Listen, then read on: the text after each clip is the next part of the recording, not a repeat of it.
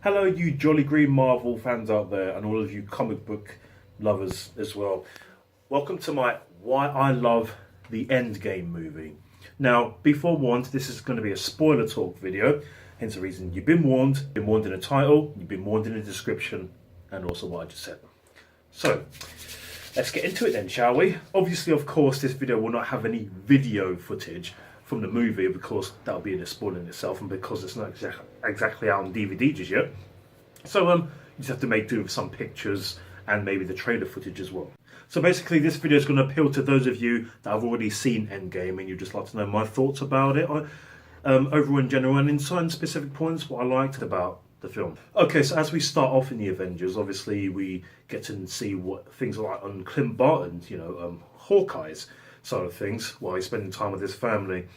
Now, I was expecting this to happen. I was expecting from what I judged from the trailers, that he was going to lose his family because of the snap. And would that really set the tone of the movie because it was such an emotional time? One minute he's spending time with his daughter and his wonderful wife and his wonderful sons. The next minute they're all gone, just like that. And the way it happened made it look like as if he only turned his back for a second and that's it. They're all gone, nowhere to be heard. That felt a bit dark, but would have been a bit more sadder if he actually seen them actually go into dust and thin air and nothing.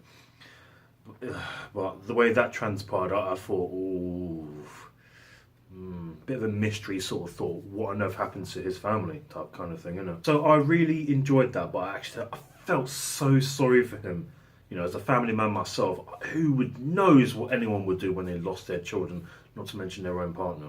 Next part, which really stuck out to me, was the fact that actually Thor went for the head this time. For those of those silly little memes and jokes going about, they can be put to bed and they can shut up. Well, it's the internet, no one ever really does, to be honest. But in any case, yeah, that was a bit of a dark moment I did not see coming, actually. Thor just savagely baseball bat that neck off. Ooh. After that happened, I was when we get introduced to Thanos when he was on his little retirement home planet with his little armor and things.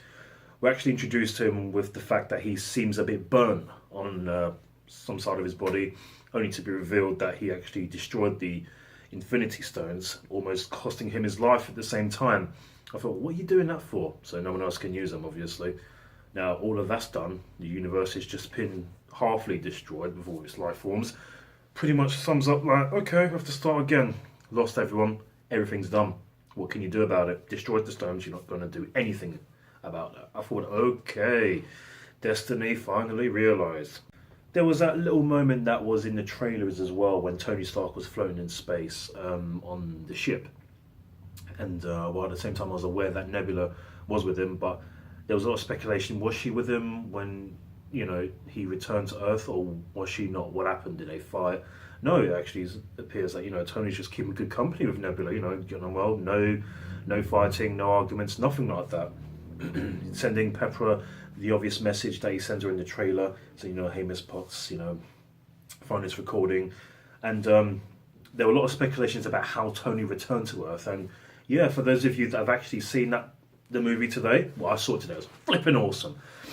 Yeah, Captain Marvel sweeps in to save the day. That's all I can say on that one. I'll tell you what though, hope can be a big killer once it gets thrown back into your face in a very harsh, real world type environment type thing. Especially when, after Thanos was actually destroyed in this timeline, it was actually really interesting to know that the Avengers, 5 years after that specific moment in time, just trying to get on with their lives.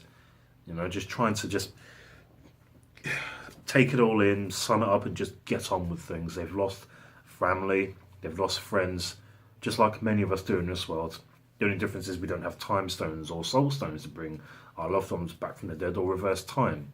So they should consider themselves lucky to an extent. But in any case,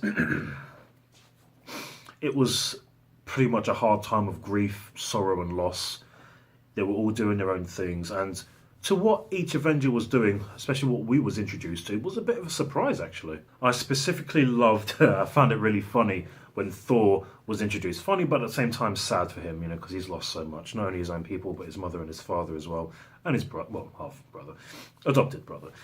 Loki, who I didn't really care about much in the films, to be honest, but I saw them playing on Fortnite and Meek and that Rock dude, and yeah, is the Rock dude Meek? Or yeah, I think that's him. I forgot the little one from Thor Ragnarok. It was nice to see them playing, out of all things on anywhere in the world, Fortnite. I was expecting it to be Call of Duty or something, but hey, Fortnite is just one of those big, massive trending games. That's probably a little bit more money since it was in this movie. Yeah, it was. A lot of jokes were going left, right, and centre in this film, and especially with Thor's appearance, considering the fact 5 years of just completely drinking himself to death and just feeling so low, he hasn't got much to live for. Who would after the events they've all been through? Rocket the Raccoon says, "You look like a melted ice cream," and that was absolutely funny because Chris Hemsworth, awesome physique, completely sculptured abs and good-looking pecs and good muscular. That's all gone. He just basically looks like what people look like. They just drink beer every day. There you go. Hulk, Bruce Banner. That was an interesting moment. I was not expecting to see the Hulk and Bruce Banner as one. Like basically, just Bruce Banner completely talking, like, and in a Mark Ruffalo voice and things like that. I thought that was an interesting thing. I wasn't expecting to see that whatsoever. But that was actually a pretty good touch. Actually, I really do enjoy where they went with this one. That was really good. Scott Lang, Ant-Man, yeah, it was really interesting to know how exactly he actually come out of the quantum realm. And yeah, his van was just parked in a garage, I believe. And some sort of rat presses a button by accident and he just stumbles to come back up. Obviously, of course, to him, it would be like quantum realm works differently. So 5 hours to him was 5 years in the real world.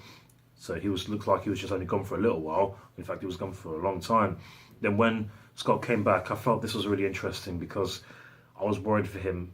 Who did he lose? Now, if I remember this right, it was his daughter that grew up. He hadn't seen her for 5 years. A lot of things have changed. He just come back into her world after the snap and boom, what is going on? Why is everyone missing? Where is everyone? It's planning to be teaming with life. What is going on? That kind of thing. I'd be the same too. If I woke up out of somewhere, or even out of coma, or come out of quantum realm, like, what's going on? Why is the world full of lizards and robots and things? That kind of thing. But my heart was pumping for Scott Lang to just not have lost every single one. Just at least keep his daughter, I was hoping. Yeah, I really do like that effect. That was really magnificent. Tony has a daughter. That was a really amazing touch. I loved seeing that. It's nice to actually see Tony just settle down for a bit, just have a life, escaping the cave from one of those terrorists who I hate, and becoming Iron Man. He's just had so much going on and everything. Superhero in the day a lot, world famous billionaire, philanthropist, that kind of thing. It's just nice to see him with Pepper, love of his life, and just have a daughter. That was a lovely touch. It was absolutely amazing. His daughter was really, really lovely as well. I loved the child actress who played her, and she just played a really lovely daughter figure for Tony. It was just amazing. I love that touch. Tony with a family of his own. I'm happy to see that. I found the quantum realm time travel thing a little bit awesome, actually. The theory behind it, and everyone was quoting sort of different movies that involved time travel, like Back to the Future and many, many other things. It was so good to see them make all these pop culture references, but obviously I know just a bit of time travel and seen a few TV series that revolve around it. What if you change in the past affects the future, that kind of thing, or creates a time paradox and things like that.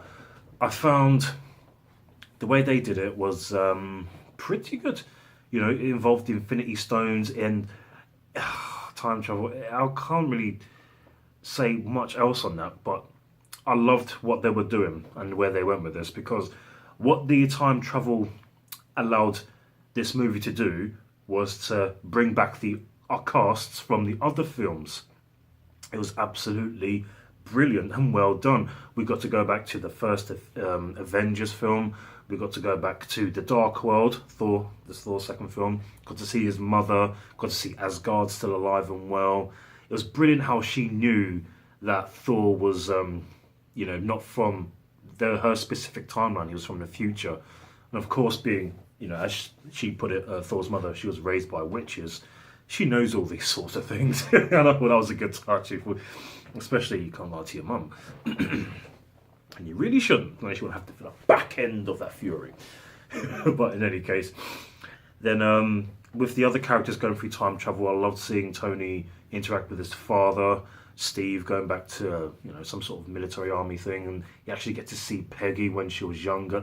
That was nice touches. It was so fantastic and very well fit together. I loved the jigsaw pieces that combined. They did it in a nice, compressed, soft, and sentimental manner. I absolutely loved it so much. Sorry, speaking of the time travel, when I mentioned the first Avengers film, obviously there was the Sorceress Supreme. I loved seeing her in this film. She just knew exactly what was going on, and especially with the fact she can see different histories of time or forward in time multiverse. It was nice to see Bruce Banner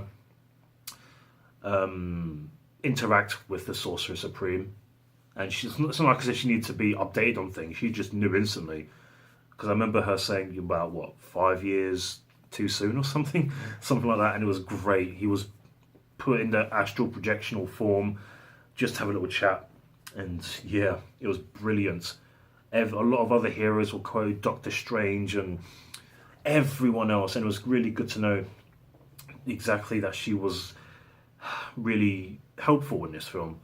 A lot of people were helpful. The old cast were just amazing when they were brought back. I just loved seeing them. It was absolutely fantastically well done. Okay, I'm going to try and make this my last sort of comment on the film, which is pretty much the later half of it.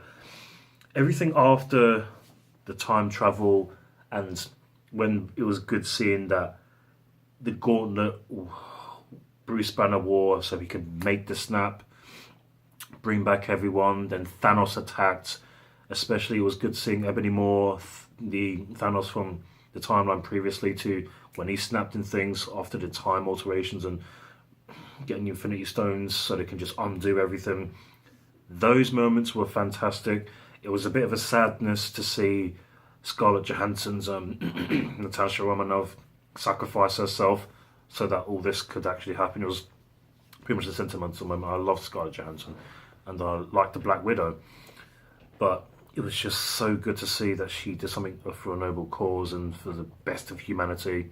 She would be very well missed, but there was the end fight scene that stunning, absolutely flipping brilliant the way they done that. That could not have ended any other way. I did not expect to see who wielded Mjolnir, Captain America. I absolutely loved that. He is worthy. And I felt, yes. Mate. The end battles when, obviously after the snap, I wasn't expecting every superhero to just come out of the woodwork automatically. It was building up for it. And when it happened, I was like, yes. When I saw Black Panther and Wakanda step through those portals that Doctor Strange was opening for the Asgardians and all the other warriors and everywhere else, see all those heroes return to battle Thanos and his minions. Bloomin' loved it. I was saying it Bombay. I was probably the only person in the cinema that was saying it because, I don't know, I try not to be too loud and disrupt everyone. Luckily the theatre I went to was absolutely quiet. Brilliant. I love that. It would have been nice if they would have done a bit of an applause like I did, but nope. Oh well, boring people. I just loved the way this movie was well executed. I mean, yeah, we saw that sort of Infinity War battle in Wakanda, but this one felt like a conclusion. It felt so much more hanging here. I don't know who's going to die, kind of thing, because we already just lost one person already, and then another person sadly passed, which was Iron Man. And then Steve Rogers, well, he's still alive, but he got the life that he wanted. It was very sentimental, this movie. It was fantastic the way it was plot driven. I don't care what anyone else says to me, what they like, what they didn't like about it. Every movie has its flaws. I'm pretty sure this one has. I may have noticed a few, but I'm very grateful to Marvel. Thank you very, very much, Marvel, for this absolute awesome masterpiece. It was very well executed, very well made. The music was stunning. The visuals were excellent. The humour was absolutely spot on. I loved all the characters. It was an absolutely brilliant way to finish off what you've started. I'm pretty sure there'll be more Marvel movies, but hey, I absolutely loved it. So, I loved Endgame. It was absolutely brilliant, amazing. Loved it. Love it. I might watch it again, actually. So, how do you feel about the movie? Fellow media minions, did you like it? Did you not like it so much? Did you prefer Infinity War? Any other MCU movies you prefer over Endgame? Let me know down below in the comment section under the toe, whatever. So, just wanted to say about that doppelgangers and things. I loved all that bit as well. I loved everything about this film. It was just brilliant. A lot more better than what I was hoping. So, I look forward to hearing from you. Take good care of yourselves. Bye.